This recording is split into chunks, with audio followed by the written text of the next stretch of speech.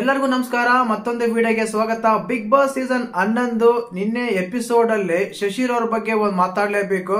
ಯಾಕಂದ್ರೆ ಈ ವ್ಯಕ್ತಿ ನಿನ್ನೆ ಸ್ಟಾರ್ಟಿಂಗ್ ಅಲ್ಲಿ ಎಷ್ಟಾದ್ರೂ ಲೋ ಅಲ್ಲಿದ್ರು, ಎಂಡ್ ಅಲ್ಲಿ ಅಷ್ಟೇನೆ ತುಂಬಾ ಸಖತ್ತಾಗಿ ಹೈ ಆದ್ರು ಪ್ರೇಕ್ಷಕರ ಮನಸ್ಸಲ್ಲಿ ಅಂತ ಹೇಳ್ತೀನಿ. ಯಾಕಂದ್ರೆ ಸ್ಟಾರ್ಟಿಂಗ್ ಅಲ್ಲಿ ಚೈತ್ರ ಮಾಡಿರೋ ಮೋಸಕ್ಕೆ ತುಂಬಾ ಕುಗ್ಗೋಗಿದ್ರು, ತುಂಬಾ ಲೋ ಆಗಿದ್ರು. ಯಾಕಂದ್ರೆ ಯಾವುದೇ ಒಂದು ವ್ಯಕ್ತಿಗೆ ಆ ರೀತಿ ಚೈತ್ರ ಮಾಡಿದಾಗ ತುಂಬಾ ಬೇಜಾರಾಗುತ್ತೆ, ಅದು ಸಹಜ ಕೂಡ. ಯಾಕಂದ್ರೆ ಆ ಒಮ್ಮ ಆ ರೀತಿ ಒಂದು ನಾಮಿನೇಟ್ ಅಂತ ಸೇವ್ ಮಾಡಿದವರು ಕೂಡ ಈ ಜೋಡಿ ಬೇಡ, ಬೇರೆ ಜೋಡಿದಾಗ ಆಡ್ತೀನಿ ಅಂತ ಬಂದಾಗ ಆ ವ್ಯಕ್ತಿನ ನಾನು ಆಡೋದೇ ಇಲ್ಲ ಅಂತ ಹೇಳಿ ಆದಾಗ ಕೊನೆಗೆ ಆಮೇಲೆ ಅವ್ರ ಜೊತೆಗೆ ಟಾಸ್ಕ್ ಆಡಕ್ಕೆ ಪ್ರಯತ್ನ ಮಾಡ್ತಾ ನೋಡು, ಇದು ಹ್ಯಾಂಡ್ಸ್ ಅಪ್ ಅಂತ ಹೇಳ್ಬೋದು. ಏನಕ್ಕಂದ್ರೆ ಆ ವ್ಯಕ್ತಿ ಆ ಟೈಮಲ್ಲಿ ಆ ಒಂದು ಕನ್ಕ್ಲೂಷನ್ ಬರೋದು, ಆ ಒಂದು ಮೂಮೆಂಟ್ ಬರೋದು, ಆ ರೀತಿ ಆಟ ಆಡೋದು ತುಂಬಾ ಕಷ್ಟ. ನಂಬಿಕೆ ದ್ರೋಹ ಅಂತ ಬರೆದಾಗ ನಾನು ಯಾರಿಗೋಸ್ಕರ ಆಟ ಆಡಬೇಕು, ಯಾವುದು ಬೇಡ ಅಂತ ಹೇಳಿ ಆ ವ್ಯಕ್ತಿ ಒಂದು ಕ್ವಿಟ್ ಹೋಗೋದಾಗಿತ್ತು. ಬಟ್ ಆಗ್ಲಿಲ್ಲ, ತುಂಬಾನೇ ಚೆನ್ನಾಗಿ ಆಡಿದ್ರು ಟಾಸ್ಕ್. ಕೊನೆಗೆ ಆ ಟಾಸ್ಕ್ ಅಲ್ಲಿ ಚೈತ್ರನೇ ಫೋಲ್ ಮಾಡಿದ್ದು ಶಶಿರ್ ಅವರು ಅಂತಲ್ಲ. ಯಾಕಂದ್ರೆ ಆ ವ್ಯಕ್ತಿತ್ವ ಬರೋದು ತುಂಬಾ ಕಷ್ಟ ಗುರು. ಒಬ್ಬ ವ್ಯಕ್ತಿ ಮೋಸ ಮಾಡಿದ್ಮೇಲೆ ನಂಬಿಕೆ ದ್ರೋಹ ಮಾಡಿದ್ರು ಅಂತ ಅಂದ್ಮೇಲೆ ಅವ್ರ ಹಿಂದೆ ಆಟ ಆಡೋದು, ಅವ್ರ ಜೊತೆಗೆ ಆಟ ಆಡೋದು ತುಂಬಾ ಕಷ್ಟ ಆಗುತ್ತೆ. ಬಟ್ ಆ ವ್ಯಕ್ತಿ ಅಲ್ಲಿಗೆ ಕ್ಷಮಿಸಿ ಆ ಕ್ಯಾರೆಕ್ಟರ್ ಅಲ್ಲಿ ಬಿಟ್ಬಿಟ್ರು, ಮತ್ತೆ ನೆಕ್ಸ್ಟ್ ಆಟ ಆಡಕ್ ಬರ್ತಾ ನೋಡಿ, ಎಕ್ಸಲೆಂಟ್ ಹೇಳ್ಬೋದು. ಇಂಥ ಶೋಗಳು ನೋಡಿದಾಗ, ಇಂಥ ಕೆಲವ್ರು ನೋಡಿದಾಗ ನಮ್ಗೆ ಕಲಿಯೋದು ತುಂಬಾ ಇರುತ್ತೆ. ಏನಕ್ಕಂದ್ರೆ ಅಲ್ಲಿಗೆ ಬಿಟ್ಟು ನಮ್ಮ ವೃತ್ತಿ ಧರ್ಮನ ನಾನು ಕೆಲಸನ ಮಾಡ್ಲೇಬೇಕು ಅಂತ ಕೊನೆಗೆ ಒಂದು ಶಶಿರ್ ಒಂದು ಮಾತು ಹೇಳ್ತಾರೆ ನೋಡಿ, ಅದು ತುಂಬಾ ಇಷ್ಟ ಆಯ್ತು.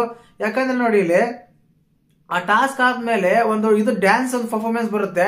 ಆ ಡ್ಯಾನ್ಸ್ ಪರ್ಫಾರ್ಮೆನ್ಸ್ ಅಲ್ಲೂ ನಿಜವಾಗ್ಲೂ ಕಣ್ಣಲ್ಲಿ ನೀರು ತುಂಬಿಕೊಂಡಿತ್ತು ಆ ಪರ್ಫಾರ್ಮೆನ್ಸ್ ನೋಡಿ.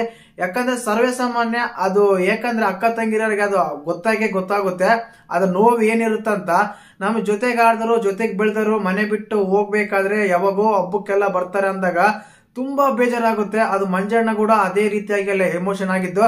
ಬಟ್ ಅವ್ರು ಮಾಡಿರೋ ಟಾಸ್ಕ್ ಅಲ್ಲಿ ಆ ಡ್ಯಾನ್ಸ್ ಆಗ್ಲಿ ಇತ್ತು, ಇದು ಸೂಪರ್ ಪರ್ಫಾರ್ಮೆನ್ಸ್ ಅಂತ ಹೇಳ್ಬೋದು. ಚೈತ್ರ ಅವರು ಸ್ವಲ್ಪ ಅಲ್ಲೇ ಆದ್ರೂ ಬಟ್ ಶಶಿರ್ ಅದನ್ನ ಕವರ್ ಮಾಡಿದ್ರು.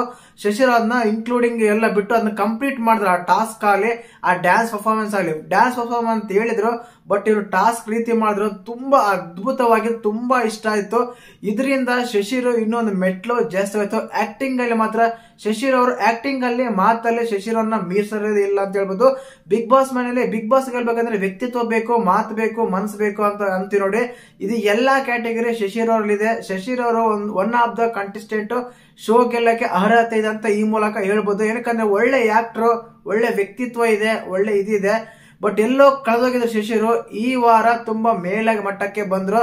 ಖಂಡಿತವಾಗ್ಲು ತುಂಬಾ ಅಂದ್ರೆ ತುಂಬಾ ಇಷ್ಟ ಆಯ್ತು. ಆ ಆರ್ಗ್ಯುಮೆಂಟ್ ಆದ್ಮೇಲೂ, ಅಷ್ಟೆಲ್ಲ ಆದ್ಮೇಲೂ ಆ ಟಾಸ್ಕ್ ಎಲ್ಲ ಆಡಿ, ಜೊತೆಗೆ ಪರ್ಫಾರ್ಮೆನ್ಸ್ ಮಾಡಿ, ಮತ್ತೆ ತಂಗಿ ಅಂತ ಸ್ವೀಕರಿಸಿ ಆ ಡ್ಯಾನ್ಸ್ ಎಲ್ಲ ಆಗ್ಲಿ, ಅವ್ರು ಮಾಡಿರೋ ಪರ್ಫಾರ್ಮೆನ್ಸ್ ಆಗ್ಲಿ, ಒಂದು ಆಕ್ಟಿಂಗ್ ಆಗ್ಲಿ ಎಷ್ಟಿತ್ತು ನೋಡಿ. ತುಂಬಾ ಅಂದ್ರೆ ತುಂಬಾ ಚೆನ್ನಾಗಿತ್ತು, ತುಂಬಾ ಅದ್ಭುತವಾಗಿತ್ತು. ಶಶಿರ್ ಅವ್ರ ಬಗ್ಗೆ ಮಾಡ್ಬೇಕಂತಾನೆ ಚೆನ್ನಾಗಿ ಮಾಡಿದ್ರು. ಆ ಪರ್ಫಾರ್ಮೆನ್ಸ್ ಮಾತ್ರ ತುಂಬಾ ಅದ್ಭುತವಾಗಿತ್ತು. ಅದೇ ಪ್ರಶ್ನೆ ಕೇಳ್ತಾರೆ ಅಲ್ಲಿ ಬಂದಿರೋ ಚಾರು ಅವರು, ನಿನ್ನೆ ಅಷ್ಟೆಲ್ಲ ಆರ್ಗ್ಯುಮೆಂಟ್ ಆಗಿತ್ತು, ಜಗಳ ಆಗಿತ್ತು, ಮತ್ತೆ ಇಷ್ಟು ಚೆನ್ನಾಗಿ ಹೇಗೆ ಅಂದ್ರೆ, ನನ್ನ ಮನಸ್ಸಲ್ಲಿ ನಿನ್ನೆ ಆಗಿರೋದು ಎಲ್ಲಾನು ಇದೆ. ಬಟ್ ಇದೇನಂದ್ರೆ, ಇದು ನನ್ನ ವೃತ್ತಿ ಧರ್ಮನ ನಾನು ಬಿಡಬಾರ್ದು. ನನ್ನ ವೃತ್ತಿ ಧರ್ಮಕ್ಕೆ ನಾನು ಮೋಸ ಮಾಡಲ್ಲ. ಏನಕ್ಕಂದ್ರೆ ನನಗೆ ಅನ್ನ ಹಾಕಿದ್ದು ಇದೇ ವೃತ್ತಿ, ಆದ್ರಿಂದ ಆ ವೃತ್ತಿಗೆ ಮೋಸ ಮಾಡಲ್ಲ.